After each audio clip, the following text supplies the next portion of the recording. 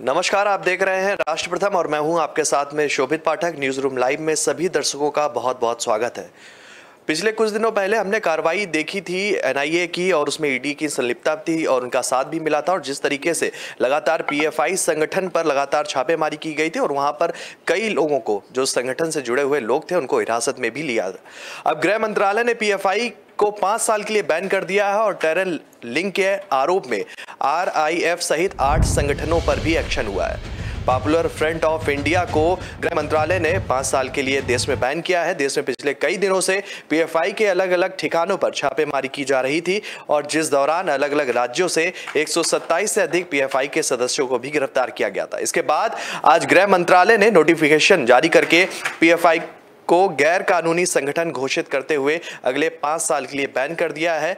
और छापेमारी के दौरान राष्ट्रीय जांच एजेंसी ने पीएफआई के कई उनके ठिकानों से उन्हें कई अहम सबूत भी मिले थे। इसी मुद्दे पर सीधे जुड़ेंगे हमारे नेशनल एडिटर मयूर जानी जी के साथ में और जानेंगे कि छापेमारी के बाद जिस तरीके से बैन किया गया है पीएफआई को, ये बहुत बड़ा कदम है और क्या कुछ जो है आगे की कार्रवाई हो सकती है एनआईए के द्वारा।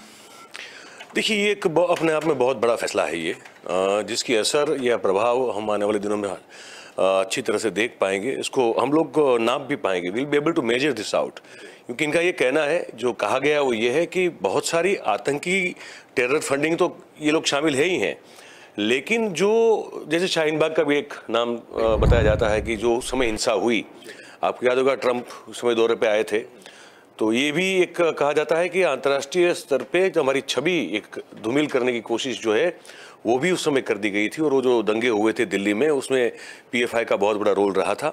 गुजरात में या देश में कहीं और भी जो छुटपुट ये जो हिंसात्मक घटना होती है कौमी आधार पर, वहाँ भी कह रहे हैं कि पीएफआई का और इनके जो सभ्य हैं, उनके संगठन में जो जुड़े हुए लोग हैं, उनका एक बहुत बड़ा अहम रोल रहा है। और एक तरह से ये देश में ही बना हुआ एक संगठन जो देश में ही आतंक को फैलाने का और उसके द्वारा जो है ऐसी स्थितियां खड़ी करने का काम किया करता था जिससे देश के अंदर भी नुकसान हो और देश की जो बाहर छवि है उस पर भी नुकसान हो, उसको भी नुकसान हो। तो इस कारणवश जो है 5 साल के लिए इसको प्रतिबंधित कर दिया गया है। अब हम देख रहे हैं कि बहुत सारे विरोध प्रदर्शन भी हो रहे हैं और कुछ लोगों को उकसाने की कोशिश की जा रही है कि भाई इस मामले में जो है रास्ते पे उतर आए और कुछ माहौल जो है देश का और ख़राब कर दिया जाए इस निर्णय को लेकर। पर जिस तरह से मुझे लगता है कि अब इस सुरक्षा एजेंसी और खास करके विशेष रूप से गृह मंत्रालय जो काम करता हुआ नज़र आ रहा है उसमें हमें, और एनआईए का भी बहुत बड़ा रोल है इसमें अभी, तो मुझे लगता है कि कंट्रोल चीज़ें जो हैं की जा रही है। मतलब ऐसी स्थिति उपस्थित हो, उसको रोका जा रहा है कि देश में तनाव बढ़े या दो समुदाय या दो धर्म के लोगों के बीच कोई ऐसी अनुचित बात हो जाए या ऐसी कुछ घटना हो जाए जिससे आने वाले समय में उसमें ज़्यादा हमको तकलीफ लोगों को महसूस करनी पड़े। इसको रोका जा रहा है। पर 5 साल का प्रतिबंध मुझे लगता है ये और शायद बढ़ सकता है। अभी ये 5 साल का है, पर जिस तरह से इसमें फिर आगे और संशोधन होगा और फिर जांच होगी एजेंसियों के हाथ में, अगर कुछ और चीज़ें गंभीर रूप से ऐसी हाथ में आई जिससे फिर ये लगे कि भाई 5 साल नहीं, इसको तो आजीवन प्रतिबंध उस पर लग जाना चाहिए। सिमी के साथ जो हुआ है, तो हो सकता है इसके साथ भी ये हो। पर मुझे लगता है कि देश के हित में है। ऐसी कोई भी संगठन हो, चाहे वो ये पीएफआई हो या कोई भी हो, उसको धर्म जात समुदाय से जोड़कर नहीं देखना चाहिए। अगर कोई भी संगठन या कोई भी व्यक्ति अगर अपने ही देश के खिलाफ कुछ काम करता हुआ नजर आ रहा है और उसके अगर आपको तथ्य, साक्ष्य और प्रूफ मिल रहे हैं, तो उसको तुरंत बंद कर देना चाहिए। उस गतिविधि को कैसे भी करके जो है जारी नहीं रहने देना चाहिए। और मुझे लगता है ये सही काम किया है और मुझे लगता है कि इसका बहुत ज़्यादा प्रभाव मुस्लिम समुदाय पर भी पड़ेगा, क्योंकि वो भी समझ रहे हैं कि जो लोग अगर देश के खिलाफ ही काम कर रहे हैं तो उनका साथ देने का क्या मतलब बनता है। वैसे भी जो है अंतर्राष्ट्रीय स्तर पर जो है इस्लाम की कट्टरवाद को लेकर वो बहुत अच्छे और बहुत, जिसको कहते हैं ना कि मतलब मुसलमानों में भी सब बुरे, मतलब ज़्यादातर लोग अच्छे हैं। कोई 5-7% लोग जो हैं वो जो काम करते हैं उनकी वजह से पूरा उनका जो कौम है वो उनका नाम खराब हो रहा है। और वो नाम यहाँ सिर्फ नहीं हो रहा है खराब, वो पूरी दुनिया में हो रहा है, कुछ जो फेनेटिक्स के उसकी वजह से। ठीक है, तो वो भी जो है चाहते हैं कि भाई इस तरह की जो छवि उनकी खराब देश में और देश के बाहर हो रही है उसको रोक दिया जाए।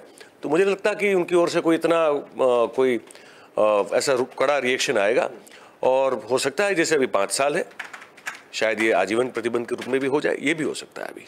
आपसे जानना चाहेंगे, देखिए शुरुआती अगर दिनों की बात करेंगे तो जिस तरीके से आतंकवाद के अगर बारे में बात करते हैं तो एक नाम निकल कर आता है आतंकवादी गतिविधियों का पिछले कुछ दिनों में, और फिर दूसरा नाम जुड़ता है इसमें खालिस्तानी संगठन का। वो भी देश में उनकी भी काफ़ी सक्रिय भूमिका रही और पिछले दिनों जो सिद्धू मूसेवाला की हत्या हुई उसके तार उससे जुड़ते हुए दिखे। और इसके बाद तुरंत ये भी कहा जा रहा है PFI के द्वारा जो प्रधानमंत्री नरेंद्र मोदी की रैली होने वाली थी उसको लेकर उन पर टेरर अटैक का खतरा भी था और उसमें कहीं ना कहीं PFI की संलिप्तता भी पाई गई। तो जिस तरीके से ये देश में एक संगठन बनता है और अंदरूनी जो है देश को खोखला करने की काम कर रहे हैं, इसको लेकर इन्हें फंडिंग की अगर आपसे जिक्र करेंगे कहां से होती है और इनका प्रारूप, इनके कौन कौन से मुखिया होते हैं और कनेक्शन पाकिस्तान से भी जोड़कर देखा जा रहा है, तो ये उनको वित्तीय सहायता कहां से मिलती है? इनको वित्तीय सहायता जो है वो ऐसे तत्वों से मिलती है जो चाहते हैं कि भारत में शांति न बने, शांति का खलेल होती रहे, भंग होता रहे और वातावरण जो है वो डिस्टेबलाइज रहे। वैसे जो तत्व हैं जो बहुत फैनेटिक्स हैं, कट्टरवादी हैं और उनकी जो है वो पता नहीं किस युग की है, और वो लोग चाहते हैं कि हिंदू और मुसलमानों के बीच में जो है इस देश में कभी शांति और सौहार्द की स्थापना ना हो और मुसलमानों को धार्मिक कट्टरता के जोर पर उनको बहकाया जाए, उनको उकसाया जाए और उनके द्वारा कुछ ऐसे काम, ऐसे कृत्य करवाए जाए जिससे देश में अशांति बनी रहे और दोनों कौम के बीच में एक तनाव हमेशा बना रहे और देश खोखला होता जा रहा है। उसमें हम कुछ नाम ले सकते हैं पर इसमें फिर क्या है कि अगर शोभित जी कुछ नाम लेंगे हम तो फिर हमको उसका साक्ष्य देना पड़ेगा क्योंकि बहुत बड़ा गंभीर मामला हो जाता है ये। तो साक्ष्य हमारे पास हाथ में नहीं है, जानकारियां हैं बिल्कुल, पर क्योंकि हम इतना कह के इसमें आगे नाम नहीं लेना चाहेंगे क्योंकि फिर आपको कोई अगर आपको डिफेमेशन कर देगा, पूछेगा कि साहब बताइए आपने हमारे खिलाफ बोला था, क्या साक्ष्य आपके पास? तो साक्ष्य नहीं है पर जानकारी बहुत सारी है। पर आप जानते हैं पत्रकारिता में बहुत सारी जानकारी होती है, उसके साक्ष्य नहीं होते हैं। जो ऑफ द रिकॉर्ड कहीं जाती बातें या कहीं सूत्रों से पता चलता है, जो वेरीफाइड तो होती है लेकिन उनके आपको प्रूफ नहीं होते। पर हम ये इतना जरूर करेंगे कि ऐसे तत्व जो देश के अंदर भी हैं और देश के बाहर भी हैं, तो वो लोग इस पूरी इस कोशिश में लगे हुए हैं। और कहाँ से? तो वही काला धन जिस पर हम संवाद में बात कर रहे थे, तो काला धन बहुत बड़ा जरिया है। और फिर जो क्लोन करेंसी जिसकी आप बात कर रहे थे, जो नकली करेंसी, फेक करेंसी है, वो भी बड़ी मात्रा में बाहर जो है वो छापी जाती है और यहाँ देश में उसको घुसाया जाता है। जिस तरह से ड्रग्स को घुसाने की कोशिश हम देख रहे हैं पिछले 1 साल से लगातार हो रही है, वैसे ही जो है जो फेक करेंसी है वो भी एक बहुत बड़ी एक आपत्ति है, विपदा है जिसको हम लोग इससे जूझ रहे हैं।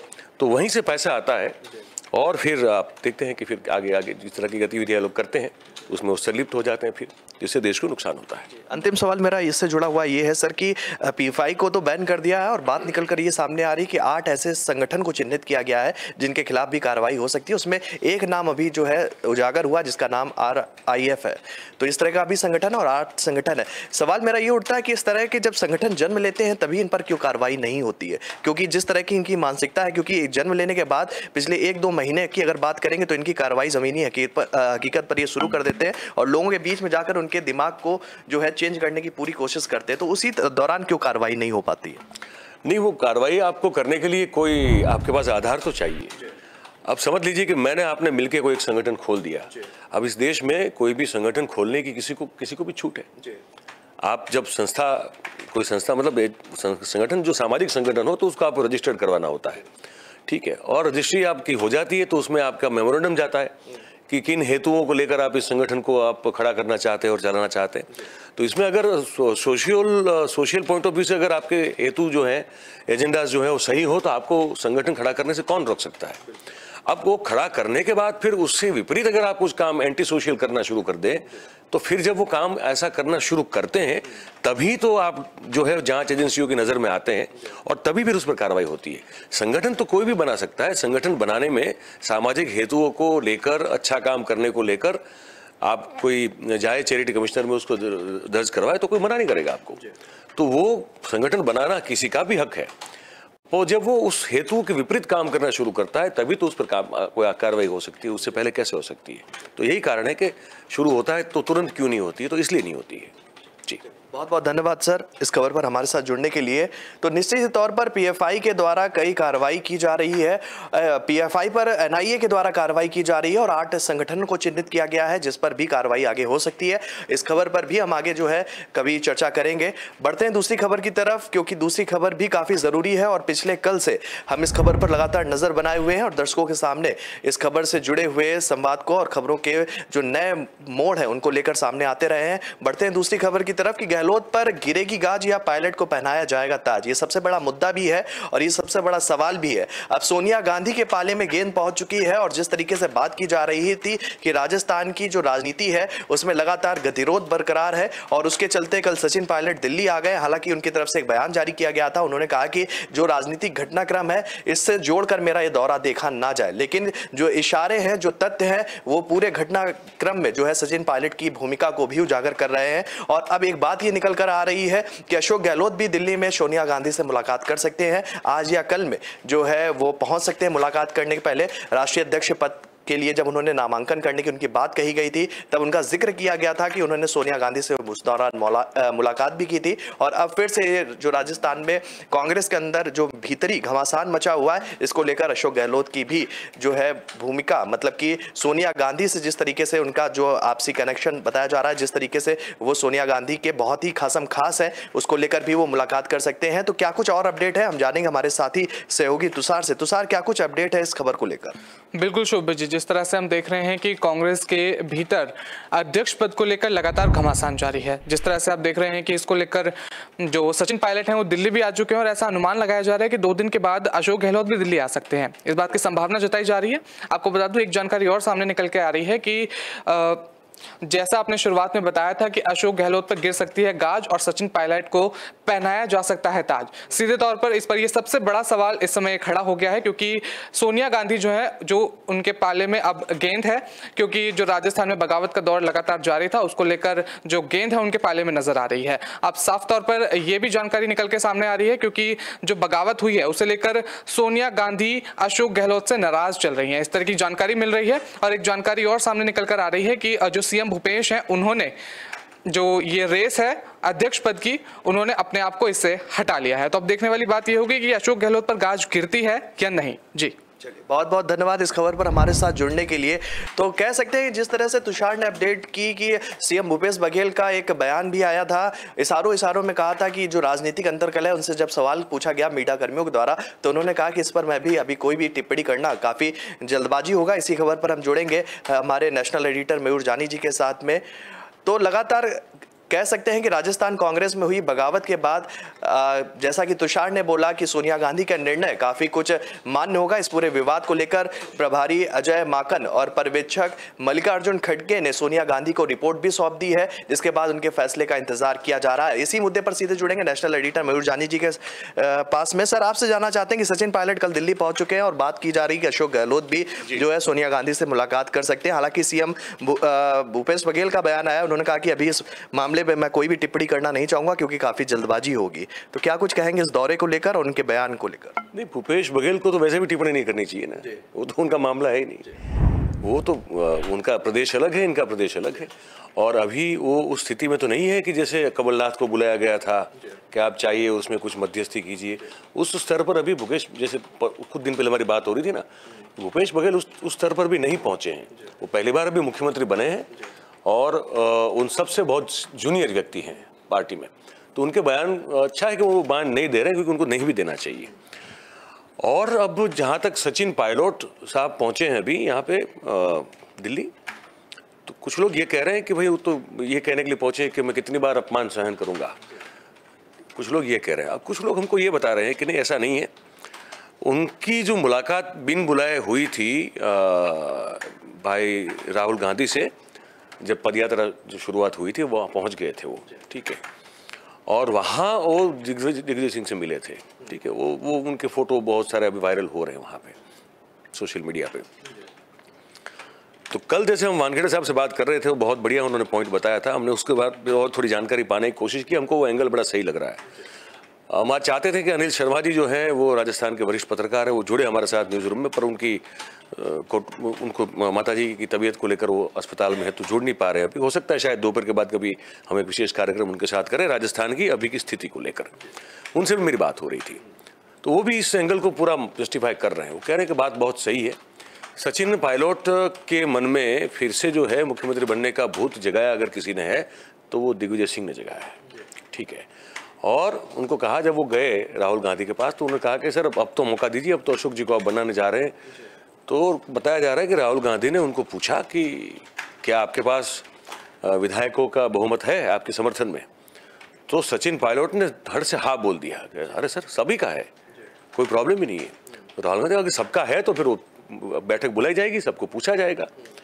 तो वो वहां से बात करके वापस निकल गए और राजस्थान आके उन्होंने घोषणा कर दी कि अब मैं मुख्यमंत्री बनने जा रहा हूं क्योंकि राहुल गांधी साहब ने हमको बोल दिया कि आप मुख्यमंत्री बनेंगे। यहां उन्होंने उल्टी बात करी, वहां उन्होंने कहा सबका समर्थन है, यहां कहा कि हमको ऊपर से आदेश मिल चुका है, अभी हम ही होंगे तो आप सबको हमको समर्थन देना पड़ेगा। ये जो रिवोल्ट देख रहे हैं ना आप पूरा, ये इसके चलते हुआ है कि भाई आप कौन होते हैं यहाँ आके घोषणा करने वाले कि अब हमको राहुल गांधी ने बोल दिया है इसलिए अब हम मुख्यमंत्री बनने जा रहे हैं तो आपको सबको हमें सपोर्ट करना पड़ेगा।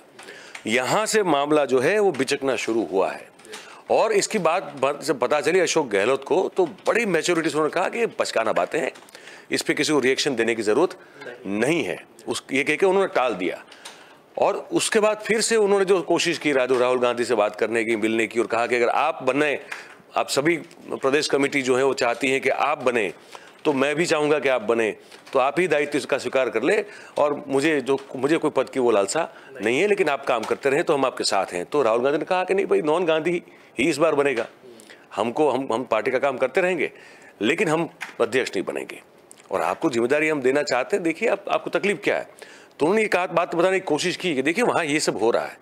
तो राहुल गांधी ने कहा कि वो तो विधायक नक्की करेंगे, डिसाइड करेंगे ना, आप क्यों चिंता कर रहे हैं? अगर आप कह रहे हैं कि आपके समर्थन में है तो फिर आप जो कहेंगे वही होगा, तो उसमें तो कोई आपत्ति है नहीं। तो ये सब चर्चा हुई है।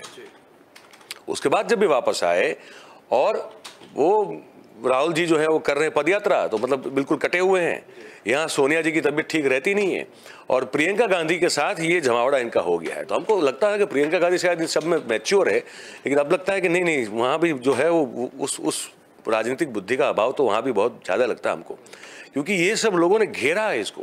अच्छा, एक सवाल मेरा यहाँ से आता है कि आप प्रियंका गांधी के इसमें कांग्रेस में दो धड़े हैं, जो प्रियंका गांधी गुट के साथ हैं, राहुल गांधी के गुट के साथ में भी अलग है, जिसमें अशोक गहलोत आते हैं, बाकी के उनके विधायक आते हैं, और इसमें अगर जैसा आप बताना बिल्कुल है, हाँ है।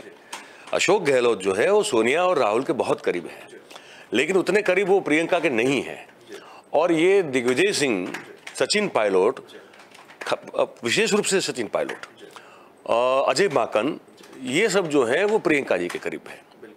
तो इन्होंने देखा मौका कि अब ताड़ लेते हैं इसको, ये पदयात्रा में जुटे हुए हैं। सोनिया जी तबीयत के चलते बहुत ज़्यादा अभी रुचि दिखा नहीं रही है, तो इतने एक्सेसिबल भी नहीं है। तो प्रियंका जी को उन्होंने घेर लिया और कहा कि देखिए वहाँ तो अशोक जी को बना ही रहे हैं हम लोग अध्यक्ष, तो फिर क्यों सचिन जी को न बनाया जाए, तो फिर वो सब संभल जाएगा, बैलेंस हो जाएगा। तो वो जो मैडम है उन्होंने ये सोचा भी नहीं कि इसके रिप्रिकॉशन क्या हो सकते हैं। इन्होंने ये सोचने की कोशिश नहीं की कि क्या ये तो पहले चेक कर लें कि भाई वहाँ के ज़्यादातर विधायक अशोक गहलोत के समर्थन में है या इनके समर्थन में है। उन्होंने ये भी नहीं सोचा कि 2020 में जब ये तख्ता पलट करने की कोशिश की गई थी तो सचिन पायलट उसके मुखिया थे और उसके बाद सरकार तो इसने बचाई, अशोक गहलोत ने बचाई। तो ये सब नहीं सोचा और ये पर्यवेक्षक भेजने की बात शुरू कर दी उन्होंने। और इससे पहले मतलब ये जब हो रहा था ना, अजय माकन लगातार आ रहे थे वहाँ पे राजस्थान में और लगातार ये कहने की कोशिश कर रहे थे सबको कि भाई आप देखिए, आपको जो है वो पार्टी अध्यक्षा का मानना पड़ेगा और पार्टी अध्यक्षा चाहती हैं कि अब सचिन पायलट को आपको मुख्यमंत्री के तौर पर चुनना पड़ेगा। ये वो ऑफिशियली नहीं कह रहे थे, लेकिन हर किसी को कह रहे थे वहाँ पे, ये हमको पता चला है वहाँ से। तो इससे जो है ना वो विधायक भड़कना शुरू हुए और फिर आधिकारिक तौर पर जो है ये बताया गया कि अब ये दो पर्यवेक्षक आएंगे और आपको बताएंगे क्या करना है। और उसके बाद जो कहा गया वो ये था कि आपको सबको लिखित रूप से ये दे देना है कि कांग्रेस अध्यक्षा जिसको भी मुख्यमंत्री पद के तौर पर राजस्थान में अशोक गहलोत के बाद डिसाइड करेंगी, आप सब उनका समर्थन करेंगे। तो आप अपना पूरा अधिकार कांग्रेस अध्यक्षा के हाथ में दे रहे, मामला फिर जाके पिचक गया। ये जो कह रहे हैं ना प्रताप सिंह जो है, खाचरियावास भी कह रहे हैं, या धारीवाल जो इतने जोर से बोल रहे हैं, इसका कारण ये है, ये जो 90-92 विधायक एक साथ इकट्ठा हो गए, उसका कारण ये है कि ये लगातार इनको ये मैसेज जाता रहा कि अब तो सचिन ही बनेंगे। सचिन भी बोलते रहे कि मैं ही बनूंगा, और यहाँ आप अध्यक्ष तो अभी राष्ट्रीय अध्यक्ष तो इनको बना नहीं रहे, अभी तो बने नहीं ना, और उससे पहले इनको इस गद्दी से हटाने की कोशिश क्यों की जा रही है? तो ये सब चीजें जो है, इसको लेकर जो भी अशोक गहलोत के समर्थक थे विधायक, वो सब भड़क उठे, और उतने भड़क उठे कि ऑनेस्टली हमको तो पता चल रहा है कि सही में अशोक गहलोत नहीं चाहते थे कि ये हो, ये इकट्ठा हो जाए और इनसे ना मिले और अपनी तीन बात रख दें, शर्तें रख दें। ये सब अशोक गहलोत का प्लानिंग नहीं था, ये जो पता चल रहा है वो ये है। लेकिन क्योंकि अब कई बार ये होता है कि अब फॉर एग्जांपल भगवान जो है, अब वो कई बार जो है भक्तों की जोम और जुस्से से जो है वो भी कुछ नहीं कर पाते हैं, या कोई नेता अगर अपने समर्थकों का इतना कुछ डिमांड हो जाए तो उसको मना नहीं कर सकता है, रोक नहीं सकता है। वही ऐसा कुछ हुआ है तो कर रोक नहीं पाए इस चीज़ को। और इसीलिए जब अब ये बात हो रही है कि अशोक गहलोत के खिलाफ तो एक्शन लेने की बात नहीं हो रही है ना, अब वो धारीवाल के खिलाफ लेने की बात हो रही है, ये प्रताप सिंह खाचरियावास के खिलाफ लेने की बात हो रही है, एक और है उनके सज्जन नाम भूल गया अभी, उनके खिलाफ लेने की बात हो रही है। तो इनके खिलाफ अभी नोटिस है, मतलब अभी अनुशासनहीनता को लेकर नोटिस है, और कुछ होने वाला नहीं है। देखिए यहाँ एक चीज़ तय हमको समझ में आ रही है कि अशोक गहलोत बने रहेंगे, बतौर मुख्यमंत्री बने रहेंगे। वो शायद ही मिलने के लिए आए, वो शायद अभी आएंगे भी नहीं, हाँ, और नहीं भी आएंगे शायद, मुझे लगता है, क्योंकि उनको अचानक जो है, मतलब इतने वफादार व्यक्ति को जो गद्दार का टैग मिल गया अभी। वो देखिए इतने साल के 50 साल की राजनीति में जब आदमी एक विचारधारा के लिए जी जान से लड़ता हो, कोशिश करता हो उसको बचाने की, और एक क्षण में अचानक वो वफादार से गद्दार अगर घोषित कर दिया जाए, तो आप कितने ही ये क्यों ना हो, जिसको कहते हैं ना कि आप टफ स्किन, मोटी चमड़ी के कितने ही क्यों ना बन गए हो, लेकिन फिर भी बहुत चुभता है, वो बहुत लगता है आपको, वो बड़ा घाव देता है। वो बड़ा घाव जो है वो अशोक गहलोत के दिल पर लगा है अभी, ये बात बिल्कुल तय है। और इसीलिए हम को जो पता चल रहा है जो ये है कि वो शायद नहीं जाएंगे मिलने के लिए, और अगर मुख्यमंत्री बना के रखते हैं तब भी ठीक है, नहीं बना के रखते हैं तब भी ठीक है। मुझे लगता है कि अशोक गहलोत शायद जो है उस तरह का धक्का लगा है उनको कि अभी कुछ समय तक तो वो कुछ प्रतिक्रिया या कुछ देने वाले हैं नहीं, वो चीज़ों को एसेस करेंगे और उसके बाद फिर देखेंगे कि अपने आप को कैसे आप आगे आने वाले समय में देखते हैं।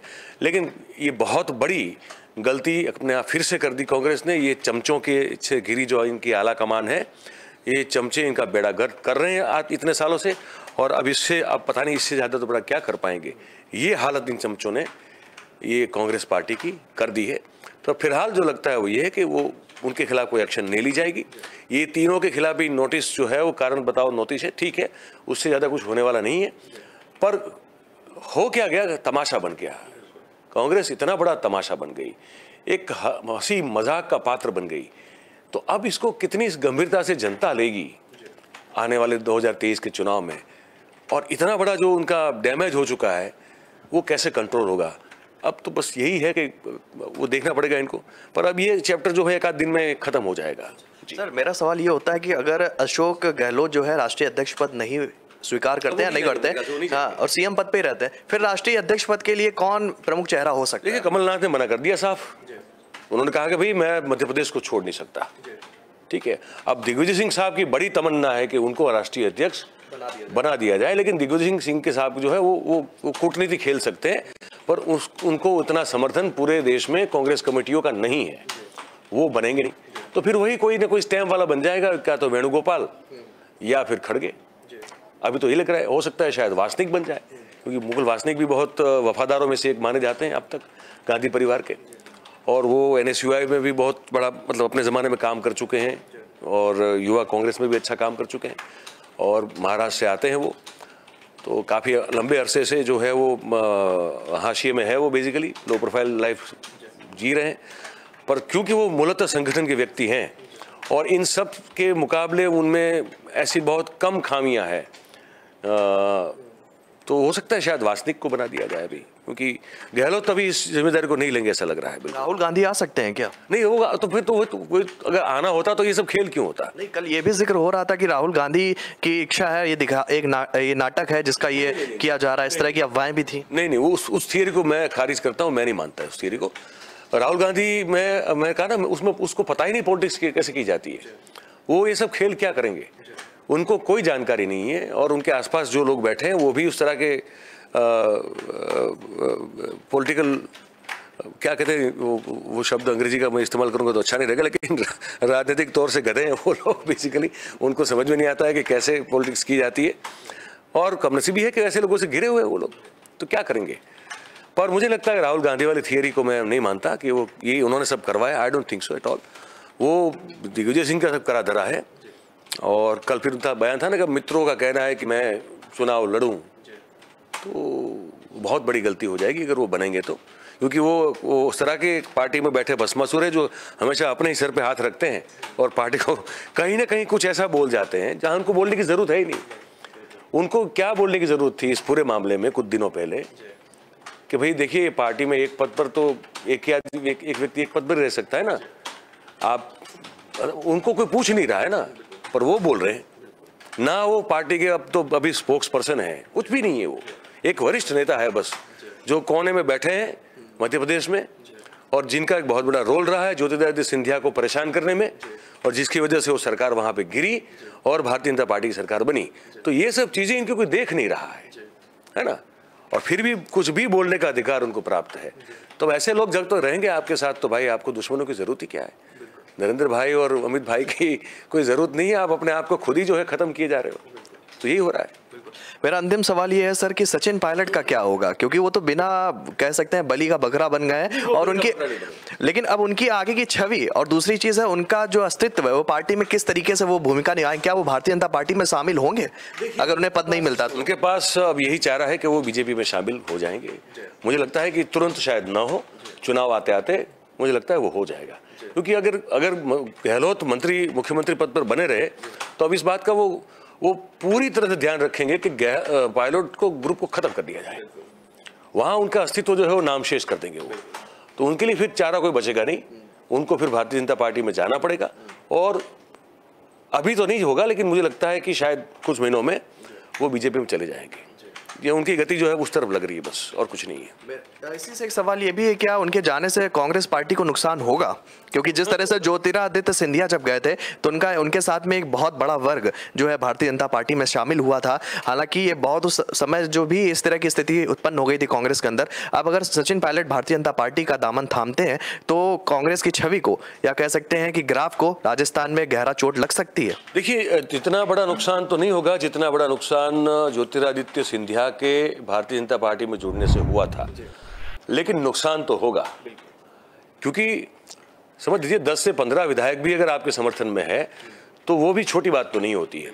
और जिन जिन इलाकों पर उनका प्रभुत्व है वो इलाके तो बिल्कुल कांग्रेस की गिरफ्त से बाहर चले जाएंगे, तो वहां पे भारतीय जनता पार्टी को ऑब्वियसली फायदा होगा, और जो फिर उनको फायदा होगा तो उसका लाभ उनको चुनाव के परिणाम के तौर पर मिलने वाला है।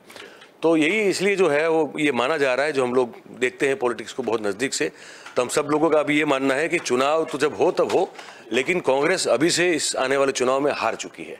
अभी जो लग रहा है वो तो ये लग रहा है जी।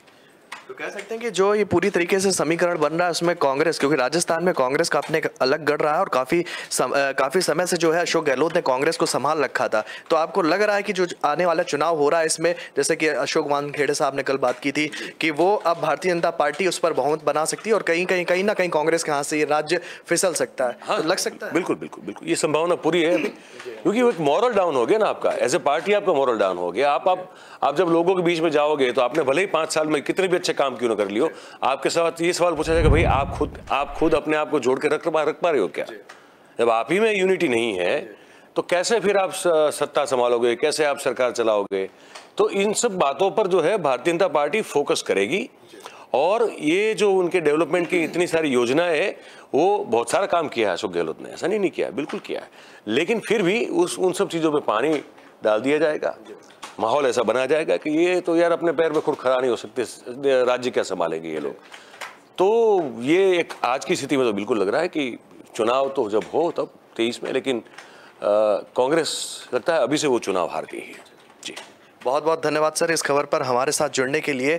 तो निश्चित ही तौर पर कह सकते हैं कि एक बड़ा परिवर्तन देखने को मिल रहा है, और जैसा कि कल राष्ट्र संवाद में सर ने एक बात का जिक्र किया था कि कांग्रेस ने कुल्हाड़ी पर खुद का पैर है वो मार लिया है, और नुकसान जो है बहुत तगड़ा उसको हुआ है, क्योंकि जिस तरीके की भूमिका निकल कर सामने आई, जिस तरीके की अंतर्कलह सामने आई, ये किसी से भी नहीं छुपी और इसका गलत मैसेज जा रहा है और लगातार छवि को नुकसान भी पहुंच रहा है कांग्रेस की। अब देखने वाली बात यह होगी कांग्रेस इस छवि को सुधारने के लिए अगला कदम क्या उठाती है, तो ये देखने वाली बात होगी। बढ़ते हैं तीसरे खबर की तरफ, और वो खबर है गुजरात से, क्योंकि कांग्रेस आज राजकोट से निकालेगी चलो कांग्रेस के साथ मां के द्वार यात्रा, और गहलोत के भरोसे बैठी कांग्रेस कैसे खत्म करेगी 2027 साल का सूखा, तो ये बड़ा सवाल भी है। और इसी खबर पर जुड़ गए हैं हमारे साथी सहयोगी जो है वैष्णवी से जानेंगे कि क्या कुछ अपडेट है। जी, आपको बता दें कि ये जो कांग्रेस है जो गुजरात के स्वराज क्षेत्र में जो आज एक यात्रा जो वो निकाल रही है, इसमें जो पार्टी ने इसे चलो कांग्रेस के साथ मां के द्वार का जो इस यात्रा को नाम दिया है, और नवरात्रि को देखते हुए इस यात्रा को नाम दिया गया है। ये यात्रा पूरे दिन आज चलेगी। इसकी शुरुआत जो है वो राजकोट शहर से शुरू हुई, जो कि जूनागढ़ जिले के सिदरसर गठीला के यात्रा के बाद जो है वो खत्म हो जाएगी। अब इसमें कांग्रेस का ये मानना निकल कर आ रहा है कि इस यात्रा का जो प्रभाव है वो सौराष्ट्र क्षेत्र के करीब 525 सीटों पर पड़ेगा। तो ये जो यात्रा है वो फिलहाल आज सुबह 8 बजे से निकाली गई, और इस यात्रा की जो स्वागत है वो मंदिर ट्रस्ट के अध्यक्ष जो है पटेल वो करेंगे राजकोट में 500 वाहनों के साथ। चलिए, बहुत बहुत धन्यवाद वैष्णवी। तो वैष्णवी ने जानकारी दी है कि उन्होंने एक जिक्र किया है कि इस यात्रा के द्वारा जो है 25 सीटों पर जो है उनका प्रभाव पड़ेगा। क्या प्रभाव पड़ेगा, इसी खबर पर सीधे जुड़ेंगे हमारे साथी वरिष्ठ सहयोगी हैं जिगर पांड्या जी। जिगर पांड्या जी, आपसे जानना चाहते हैं कि जो यात्रा निकाली जा रही है गुजरात में, एक तरफ राजस्थान में घमासान मचा है जिसका व्यापक असर पूरे देश में देखने को मिल रहा है, वहीं पर कांग्रेस जो है अपने अस्तित्व को बचाने के लिए लगातार गुजरात में भी प्रयास कर रही है, क्या कुछ कहेंगे इस यात्रा को लेकर? देखो, ये यात्रा निकली है आज सुबह 8 बजे निकल चुकी है राजकोट से, और कागवड़ से निकलकर वो खोडलधाम भी पहुंच चुकी है, और वहाँ नरेश पटेल ने 500 कार्यकर्ताओं के साथ स्वागत भी किया। वो सब कुछ सहयोगी ने बताया। बात वो है कि गुजरात में इस साल में के अंत में जो चुनाव होने जा रहे हैं, सवाल सबसे बड़ा है कि क्या कांग्रेस गुजरात की सत्ता के करीब है या 2 दशक से जो गायब रही हुई है उसमें कुछ कर पाएगी। क्योंकि पिछले चुनाव में तो बहुत बढ़िया काम किया था, बहुत बड़े अंक भी उनको मिले थे, और उसकी वजह एक ही थी। मैं ये यात्रा के साथ यात्रा की भी बात करेंगे, लेकिन अब ये गुजरात के सत्ता की बात आ चुकी है और चुनाव की बात निकली है। तो एक बात मैं याद करना चाहूँगा, जो राजस्थान में फिलहाल घमासान मचा हुआ है जिनके नाम से, और मयूर भाई ने भी बहुत विस्तार से अभी बताया, लेकिन अशोक गहलोत जी का एक बहुत बड़ा जादू जो था वो राजस्थान में कितना दिखेगा वो तो आने वाले दिनों की बात है, लेकिन 2017 में गुजरात में देखने को मिला था, और जो सत्ता के लगभग कांग्रेस करीब पहुंच चुकाने का जो एक महत्वपूर्ण योगदान था वो अशोक गहलोत का था। अब इस बार उसका क्या प्रभाव पड़ेगा वो तो आने वाले दिनों में हम देखेंगे, लेकिन फिलहाल कांग्रेस ने आज से, मतलब कि नवरात्रि के दौरान, ये एक समझो कि इसके पहले कहीं पे कांग्रेस नज़र नहीं आ रही थी, क्योंकि आम आदमी पार्टी पिछले 6 महीने से लगातार काम कर रही है ग्राउंड लेवल पे चुनाव के मद्देनज़र, और भारतीय जनता पार्टी तो 24/7 चुनाव मोड में रहती है। लेकिन कांग्रेस पिछली बार जब राहुल गांधी अहमदाबाद में आए थे 1 महीने पहले, इसी महीने में आए थे शुरुआत में, और महीना अब तो ख़त्म होने को आया है, उसके बीच में कोई बड़ा नेता आया नहीं है। बीच में एक बार अशोक गहलोत आ चुके थे और उन्होंने बहुत अच्छे काम जो राजस्थान में किए हैं उसी तौर पर राजस्थान मॉडल यहाँ पे दिखाने की कोशिश की थी।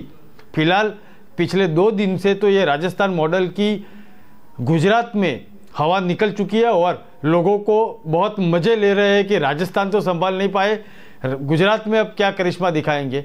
इसी बीच आज से जब कांग्रेस की ये जो एक यात्रा निकली है माता के दरबार में पहुंचने की, क्योंकि नवरात्रि और गुजरात दोनों का एक इतिहास है, एक विरासत भी है। ऐसा कहा जाए कि नवरात्रि जो है वो गुजरात, और गुजरात उसी से जाना जाता है। उसी में कांग्रेस ने अब ये नवरात्रि से शुभ मुहूर्त कर ही लिया है, तो आने वाले दिनों में उसका प्रभाव क्या होगा, 25 सीटों को वो प्रभाव करेंगी, ऐसा दावा कांग्रेस के बड़े बड़े नेताओं के है। लेकिन आने वाले दिनों में अब देखेंगे कि वो दावा कितना सफल होता है, क्योंकि इस बार आसान नहीं है तीनों पार्टी के लिए। भारतीय जनता पार्टी है, उसको भी वहाँ मेहनत करनी पड़ेगी, क्योंकि बाहर से आई हुई आम आदमी पार्टी नहीं सही है, लेकिन एक टक्कर दे रही है। तो अब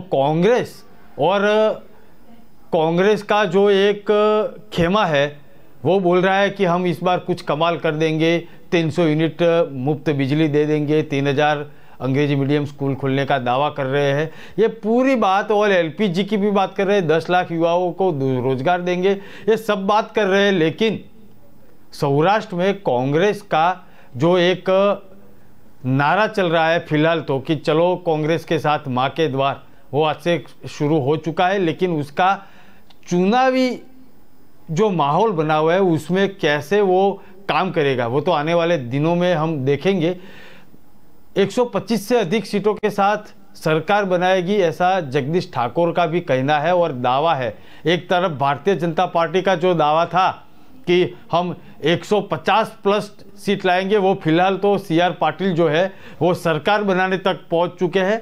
पहले दावा कर रहे थे कि 150 प्लस हम लाएंगे, फिलहाल तो हम सरकार बनाएंगे। ऐसी बात धीरे धीरे सुर उठने लगे हैं भारतीय जनता पार्टी में भी। अब कांग्रेस का दावा 125 का है और आम आदमी पार्टी तो बोल रही है कि इस बार सरकार हम बनाने जा रहे हैं। तो अब सरकार बनाने जा रहे हैं, तीनों पार्टी का दावा है। किसकी सरकार बनेगी वो तो चुनाव के जो परिणाम आएंगे उसके बाद हम देखेंगे। लेकिन कांग्रेस का जो एक गढ़, एक बार एक जमाने में कांग्रेस सत्ता पे थी, उसके बाद 2 दशकों से गायब है। तो शोभित इतना तय है कि इस बार आम आदमी पार्टी की एंट्री से कांग्रेस को मेहनत करनी पड़ेगी, क्योंकि कांग्रेस में बहुत सारी कांग्रेस है, वो भी हम बहुत बार बोल चुके हैं, बहुत बार समझा चुके हैं। जी जी देखिए, एक बात निकल कर आ रही, जिस तरीके से राजस्थान में घटनाक्रम चल रहा है उसका जो असर कह सकते हैं वो हर प्रदेश के हर राज्यों में पहुंच रहा है और जनता भी देख रही कि कांग्रेस में किस तरीके से अंदरूनी कलह के चलते जो है पार्टी लगातार कमजोर होती जा रही है। और फिर हम बात करते हैं गुजरात में, क्योंकि गुजरात का चुनाव भी काफ़ी महत्वपूर्ण है। अगर अन्य राज्यों की जिस तरह से उत्तर प्रदेश की बात करें, उत्तराखंड की बात करें, बिहार की बात करें, वहाँ पर चुनाव की अलग भूमिका होती है, ऐसे गुजरात में भी जिस तरीके से चुनाव होता है वो भी काफ़ी महत्वपूर्ण हो जाता है। और 27 सालों की बात करें तो 27 सालों में कांग्रेस का अस्तित्व जो है वो जनता ने नकार दिया था वहां पर। अब जिस तरीके से एक नए लॉ जला के गए थे राहुल गांधी कि हम इतना रोजगार देंगे, हम एलपीजी सिलेंडर के दाम जो है वो 400 से 500 के बीच में कर देंगे और इस बिजली मुफ्त देंगे, ये सब करेंगे, तो कहीं ना कहीं जिस तरह से अंदरूनी कलह आ रही है, आपको नहीं लगता कि उसमें पूरा धक्का लगा? और जिस तरीके से युवाओं में, कांग्रेस युवाओं में जोश था, उनके कार्यकर्ताओं में जोश था, तो उसमें कहीं ना कहीं जो है वो कमी आ रही है और जनता भी इस चीज को समझ रही है। बिल्कुल बात सही है, क्योंकि अशोक गहलोत, मैंने जो बताया अभी थोड़ी देर पहले कि 2017 में एक जादू करके दिखाया था और फिलहाल तो गुजरात चुनाव के वो वरिष्ठ प्रभारी भी है और उनके ही अनुरोध पे जो रघु शर्मा है वो यहाँ पे प्रभारी नियुक्त किए गए थे। अब स्थिति शोभित बदल चुकी है, क्योंकि एकदम नज़दीकी राज्य है राजस्थान और गुजरात के अड़ोस पड़ोस में जबकि कुछ एक राजनीतिक उथल पुथल होती है तो उसकी असर और उसकी चर्चा जो पूरे गुजरात में होने लगती है। अशोक गहलोत खेमे में जो विद्रोह, मतलब फिलहाल तो अशोक गहलोत बोल रहे हैं कि भाई ये सब इनकी इच्छा नहीं थी, लेकिन जो समीकरण जो तलाशे जा रहे हैं उसमें राजस्थान से सटे पड़ोसी राज्य जो गुजरात और राजस्थान दोनों की एक तासीर रही है कि दोनों की राजनीति जो है वो मतलब उदाहरण के तौर पर देखी जाती है। और इस साल के अंत में जब गुजरात में चुनाव है और आला कमान ने, कांग्रेस के आला कमान के जो एक निश्चय रूप से निर्णय किया था कि राजस्थान के सीएम भी वहाँ पे सीधी नज़र रखेंगे और कांग्रेस जो खोई हुई है उसको मजबूत करने में कुछ तो काम करिश्मा दिखा पाएंगे। लेकिन राजस्थान कांग्रेस के कई नेता ऐसा बोल रहे हैं कि भाई जादूगर ने जादूगरी दिखा दी, गुजरात में दिखा दी थी, राजस्थान में क्या हुआ वो हम सब कुछ जान लेते हैं, लेकिन जानते भी है, लेकिन गुजरात में दिखाई थी। अब इस बार वो बहुत बड़ी मुश्किल है क्योंकि उसकी असर तो दिखने वाली है। देखेगी कैसे वो मैं बताऊंगा आपको कि भारतीय जनता पार्टी जो है वो इस मुद्दे का राजस्थान में फिलहाल तो लाभ ले या ना ले, लेकिन गुजरात के आने वाले चुनाव में बहुत जोर शोर से पब्लिक के बीच में ले जाएंगे, क्योंकि जो कांग्रेस संभाल नहीं पाते हैं, जैसे मयूर भाई ने भी बताया कि जो अपना खुद घर संभाल नहीं पाते हैं वो दूसरे का या कैसे वो अपनी सत्ता बना पाएंगे। वो एक सवाल भारतीय जनता पार्टी की एक एक्सपर्ट राजनीति है, उसके जरिए वो जन जन में लेके जाएंगे और राजस्थान की राजनीति का एक जो माहौल जो गुजरात में बना हुआ है उसको और बहुत बढ़िया तरीके से उछालेंगे।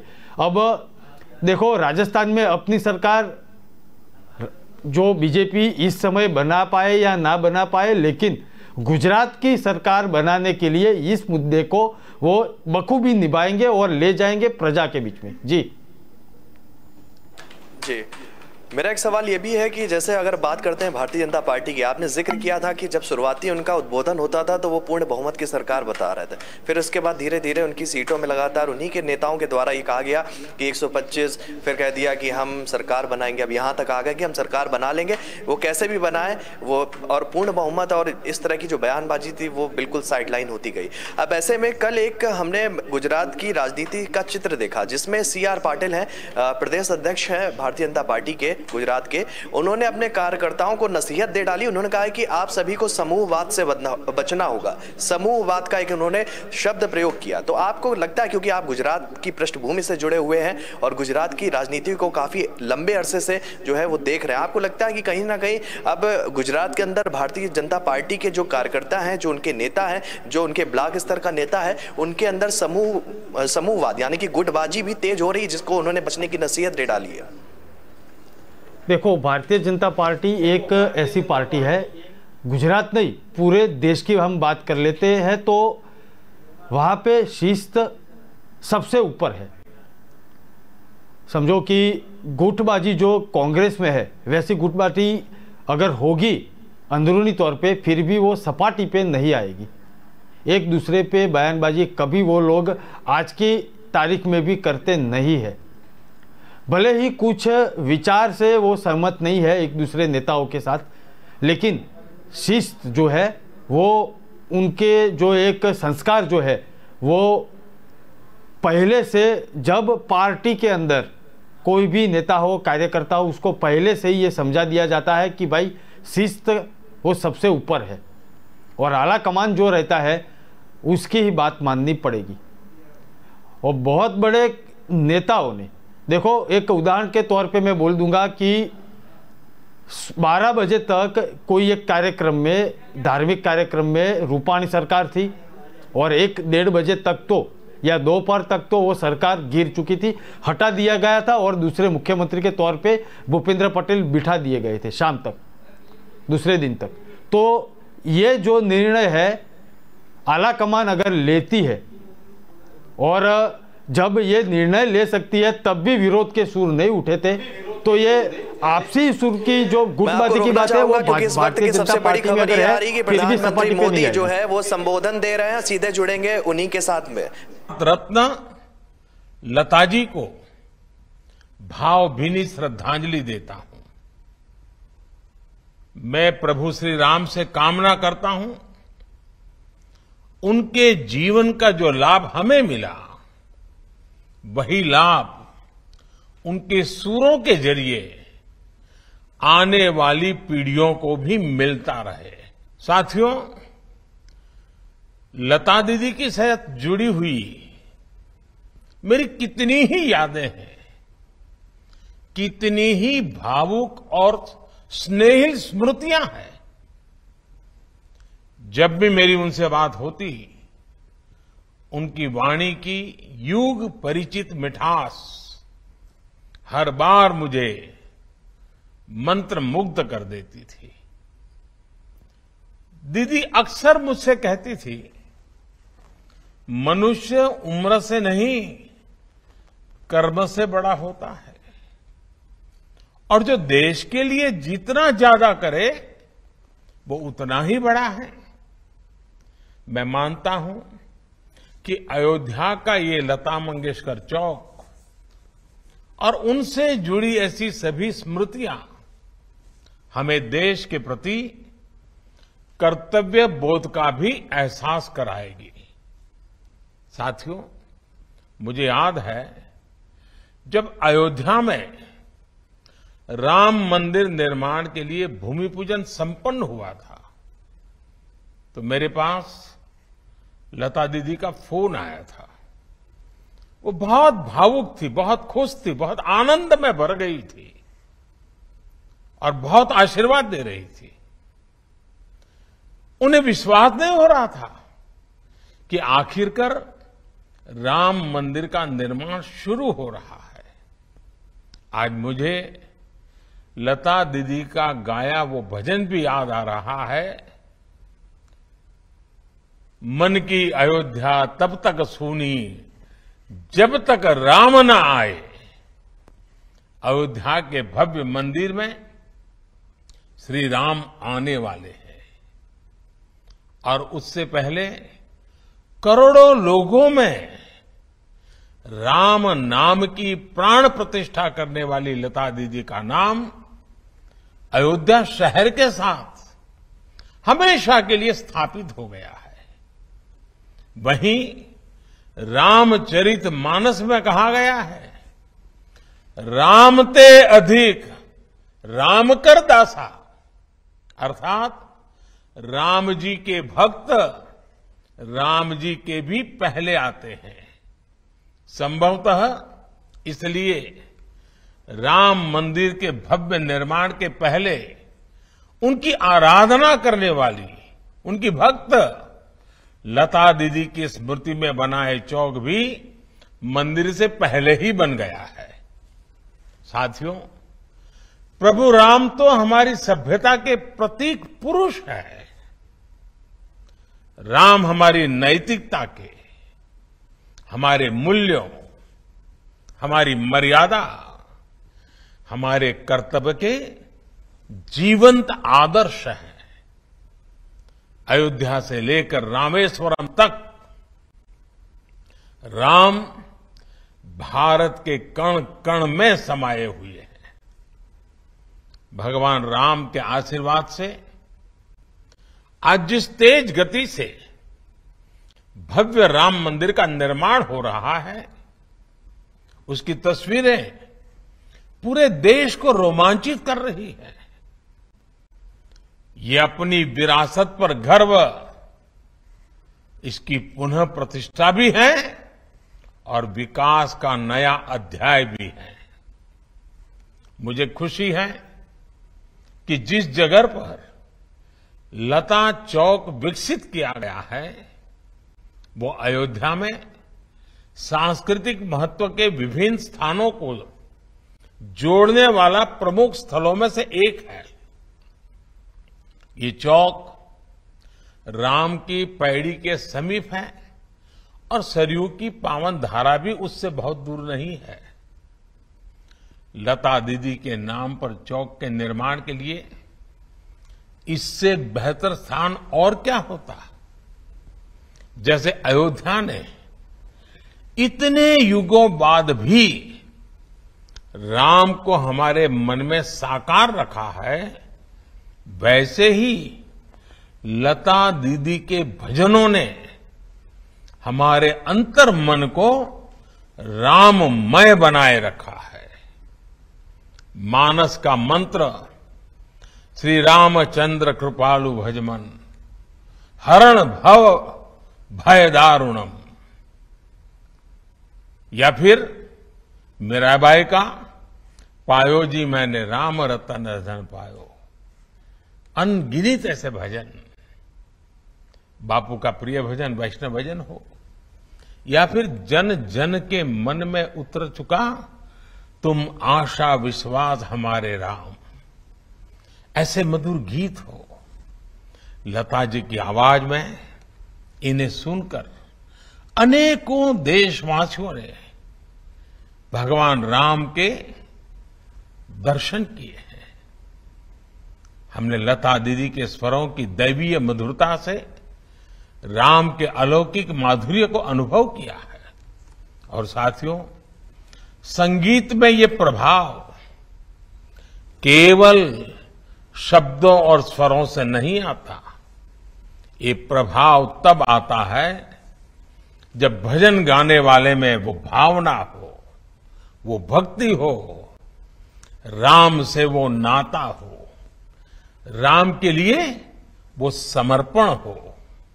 इसलिए लताजी द्वारा उच्चारित मंत्रों में, भजनों में केवल उनका कंठ ही नहीं बल्कि उनकी आस्था, आध्यात्मिकता और पवित्रता भी गूंजती है।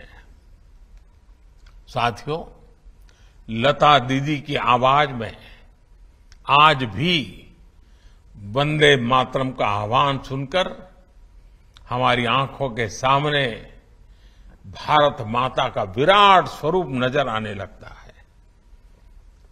जिस तरह लता दीदी हमेशा नागरिक कर्तव्यों को लेकर बहुत सजग रही, वैसे ही ये चौक भी अयोध्या में रहने वाले लोगों को, अयोध्या आने वाले लोगों को कर्तव्य परायणता की प्रेरणा देगा।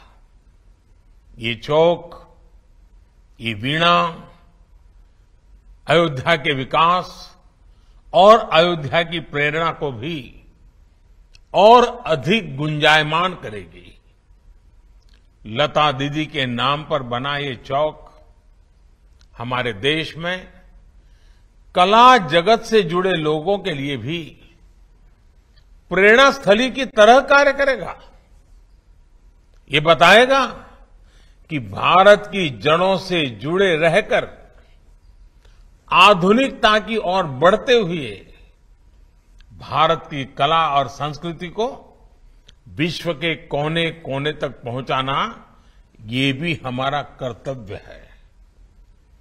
भारत की हजारों वर्ष पुरानी विरासत पर गर्व करते हुए भारत की संस्कृति को नई पीढ़ी तक पहुंचाना, ये भी हमारा दायित्व है।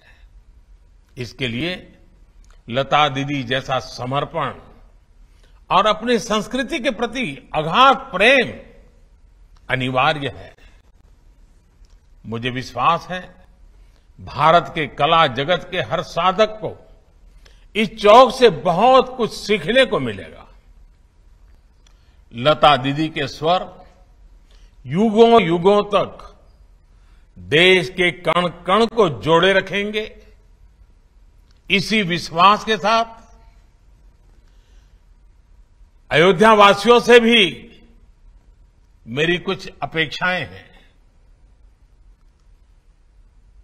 बहुत ही निकट भविष्य राम मंदिर बनना है। देश के कोटि कोटि लोग अयोध्या आने वाले हैं। आप कल्पना कर सकते हैं अयोध्या वासियों ने अयोध्या को कितना भव्य बनाना होगा, कितना सुंदर बनाना होगा, कितना स्वच्छ बनाना होगा। और इसकी तैयारी आज से ही करनी चाहिए। और ये काम अयोध्या के हर नागरिक को करना है, हर अयोध्या वासी को करना है। तभी जाकर के अयोध्या की आन बान शान, जब कोई भी यात्री आएगा तो राम मंदिर की श्रद्धा के साथ साथ अयोध्या की व्यवस्थाओं को, अयोध्या की भव्यता को, अयोध्या की मेहमान नवाजी को अनुभव करके जाएगा। मेरे अयोध्या के भाइयों बहनों, तैयारियां अभी से शुरू कर दीजिए। और लता दीदी का जन्मदिन हमेशा हमेशा के लिए प्रेरणा देता रहे। चलिए, बहुत सी बातें हो चुकी। आप सबको बहुत बहुत शुभकामनाएं। धन्यवाद। तो आप सुन रहे थे प्रधानमंत्री मोदी को, जिन्होंने लता चौक के उद्घाटन का भी जिक्र किया और लता दीदी की उपलब्धियों को भी गिनाया।